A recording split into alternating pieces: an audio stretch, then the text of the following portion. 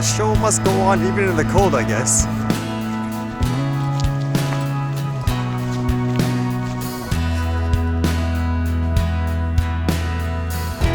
Alright, what's going on today? I don't see any more snow, although in the articles it says snow already, alerts issued for early season flurries in Metro Vancouver. Everyone usually hates the snow around here, but I actually like it. It provides nice scenery. I guess it's mostly people who drive cars all the time that wouldn't like it. Although people say we don't know how to drive here compared to other places that snow a lot. Although speaking of cars, I guess this was a funny read. This one says, driver gives crappy excuse for hitting almost twice the speed limit in West Vancouver. And guess what the reason was? It says, a Squamish man who told police he was driving at almost twice the speed limit because he had to go to the bathroom found he'd flushed away $483 on a speeding ticket in West Vancouver this week. How fast he was going? It says he was driving at 175 kilometers an hour on Monday morning, approximately twice the posted speed limit of 90 kilometers an hour. Can you imagine that? Why are you speeding? I gotta go to the bathroom. Would you actually accept that? It's like, okay, I get it. All the virus and stuff still going around with shutdowns and all that, restrictions on how many people can gather together. It's kind of interesting seeing what's going on in other parts of the world with police using things like drones and people aren't okay with it. This one says, Victoria Police defends use of drones to enforce coronavirus restrictions on AFL Grand Final long weekend.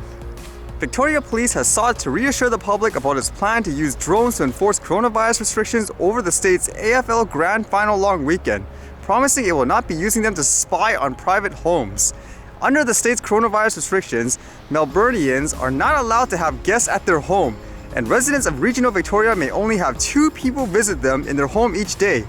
Anyone caught taking an unauthorized gathering faces a fine of $4,957.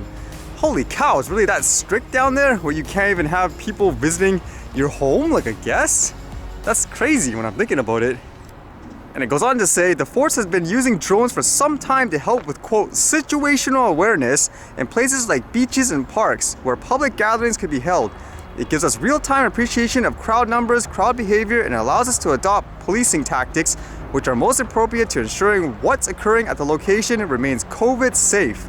Are people okay with that in general when they hear about stories like this, even from other countries? I just find it a little weird where with all this hysteria, they're saying don't fly drones around people and all that for regular consumers or hobbyists, making it sound like it's some kind of death machine or something like that. Yet here they're using it like, hey, we're just using it as a resource. Yet someone flying it so low, for example, it's a no-no.